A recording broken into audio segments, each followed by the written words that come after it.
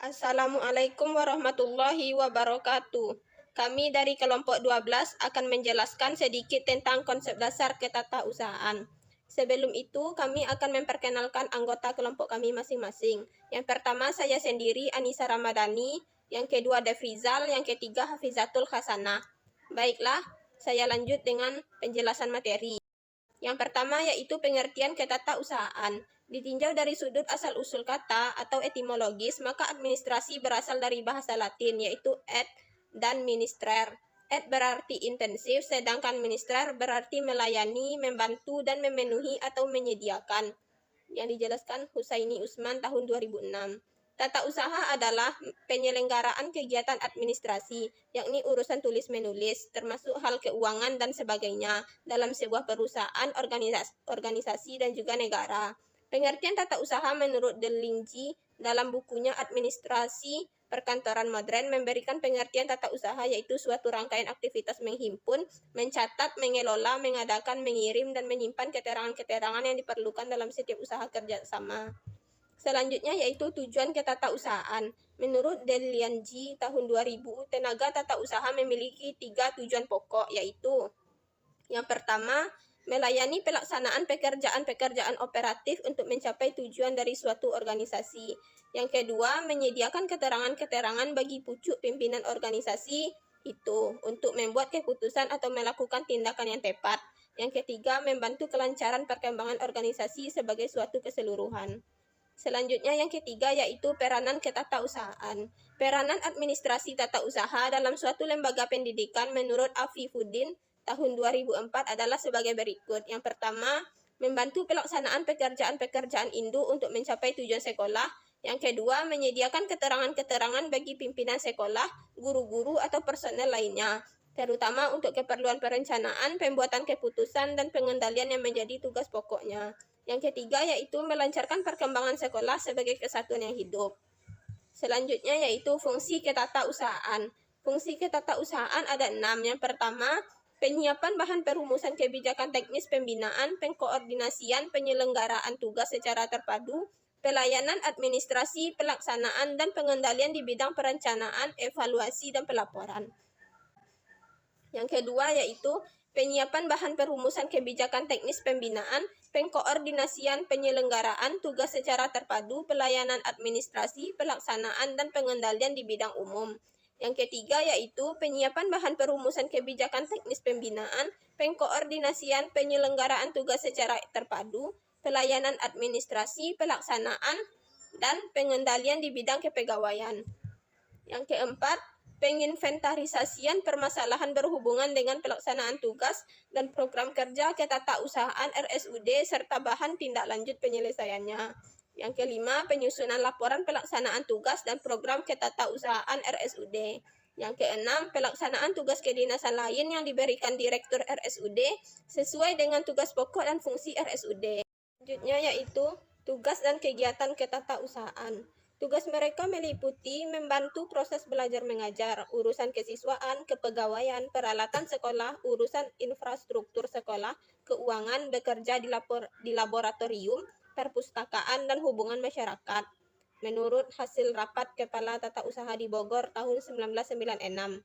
Menurut Mill dan Standingford tahun 1982 menyebutkan 8 tugas tenaga administrasi, yaitu yang pertama, menulis surat, yang kedua membaca, yang ketiga menyalin atau menggandakan, yang keempat menghitung, yang kelima memeriksa, yang keenam memilah atau menggolongkan dan menyatukan, yang ketujuh menyimpan dan menyusun indeks, dan yang terakhir melakukan komunikasi lisan dan tertulis. Kemudian menurut Nansen School, BRIM, UK tahun 2001, fungsi staf TU adalah menangani urusan administrasi yang dibagi menjadi 4 bagian. Yang pertama yaitu School Assistant, yang kedua Clerical Assistant, yang ketiga Finance Assistant, dan yang terakhir General Assistant. Selanjutnya tugas pokok dan fungsi tenaga administrasi sekolah. Keputusan Dirjen Dikdasmen nomor 260 dan 261 tahun 1996, tugas pokok Kepala Tata Usaha sebagai berikut. Yang pertama, menyusun program kerja tata usaha sekolah. Yang kedua, pengelolaan keuangan sekolah. Yang ketiga, pengurusan administrasi ketenagaan dan siswa UU. Yang keempat, pembinaan dan pengembangan karir pegawai tata usaha sekolah. Yang kelima, penyusunan administrasi perlengkapan sekolah. Yang keenam, penyusunan dan penyajian data atau statistik sekolah. Yang ketujuh, mengkoordinasikan dan melaksanakan 7K. Yang kedelapan, penyusunan laporan pelaksanaan kegiatan pengurusan ketatausahaan secara berkala. Selanjutnya yaitu tugas pokok bendaharawan sekolah. Melaksanakan seluruh administrasi keuangan sekolah meliputi keuangan rutin, UYHD, BOPS, dana BOS, dana komite sekolah, dan dana dari sumber lainnya. Bertanggung jawab langsung kepada kepala tata usaha dengan rincian tugas sebagai berikut. 1. Menyimpan dokumen rekening giro atau bank keuangan sekolah. 2. Mengajukan pembayaran. 3. Membuat laporan penggunaan keuangan BOPS, BOS, komite sekolah, dan sumber lainnya. 4. Melaksanakan pengambilan dan pengembalian serta pembayaran keuangan negara sesuai petunjuk. 5. Menyimpan arsip atau dokumen dan SPJ keuangan. 6. Membuat laporan posisi anggaran atau daya serap. 7. Membuat lembar hasil waskat.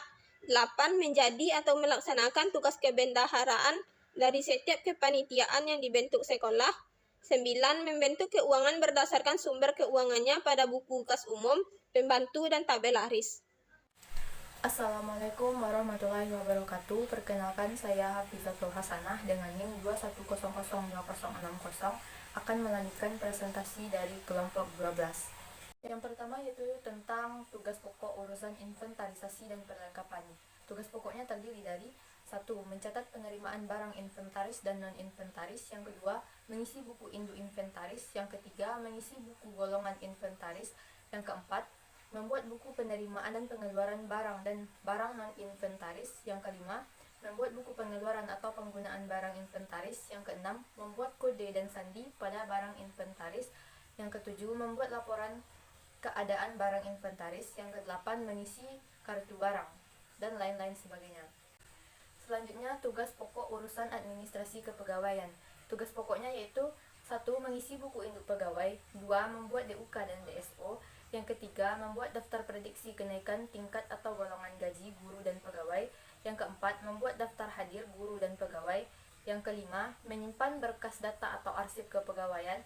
Yang keenam, membuat SK pembagian tugas dan surat tugas.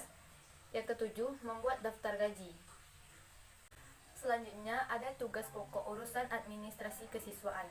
Tugas pokok ini meliputi yang pertama, membuat daftar nomor induk siswa. Yang kedua, mengisi buku klaper siswa. Yang ketiga, mengisi buku induk siswa. Yang keempat, mengisi buku mutasi siswa. Yang kelima, membuat daftar keadaan siswa. Yang keenam, membukukan daftar keadaan siswa. Yang ketujuh, membukukan daftar siswa per kelas. Yang kedelapan, mencatat pendaftaran siswa baru, dan lain sebagainya. Tugas pokok urusan administrasi persuratan. Tugas pokok ini terdiri dari 1. Membuat nomor agenda surat masuk dan keluar. Yang kedua, mengisi buku agenda surat masuk dan keluar. Yang ketiga, menggandakan surat atau dokumen sekolah. Yang keempat, mengisi buku ekspedisi. Yang kelima, menyimpan arsip dan menyampaikan surat. Yang keenam, membantu kelancaran administrasi sekolah. Yang ketujuh, membuat administrasi bendahara, dan masih banyak lagi. Tugas pokok pengelolaan perpustakaan. Yang pertama, mengisi buku induk perpustakaan dan buku paket. Yang kedua, membuat nomor atau kode klasifikasi buku. Yang ketiga, membuat buku pengunjung perpustakaan. Yang keempat, membuat kelengkapan kartu, deed do slip, katalog anggota peminjam. Yang kelima, membuat statistik atau grafik pengunjung dan pemimpin. Yang keenam, membuat laporan keadaan buku. Yang ketujuh, membuat daftar penggunaan barang inventaris di perpustakaan. Selanjutnya, tugas pokok pengelolaan laboratorium. Tugas pokoknya meliputi yang pertama, mencatat atau membukukan barang-barang laboratorium. Yang kedua, menyediakan buku penggunaan barang laboratorium. Yang ketiga, membuat daftar penggunaan laboratorium. Yang ketiga, melayani kebutuhan alat-alat praktikum. Yang kelima, menata, menjaga, dan merawat alat-alat lab. Yang keenam, membuat data laporan keadaan dan mutasi alat-alat.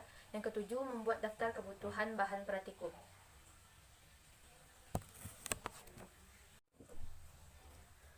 Tugas pokok pembantu dan penjaga sekolah. Tugas pokoknya meliputi yang pertama, menjaga dan melaksanakan kebersihan ruang seluruh bangunan sekolah. Yang kedua, membantu menyediakan kebutuhan guru dan pegawai. Yang ketiga, menyiapkan air minum. Yang keempat, mencuci dan menyimpan alat minum atau makan. Yang kelima, membuka dan mengunci seluruh ruangan. Yang keenam, kebersihan WC siswa. Yang ketujuh, kebersihan WC guru dan kepala sekolah.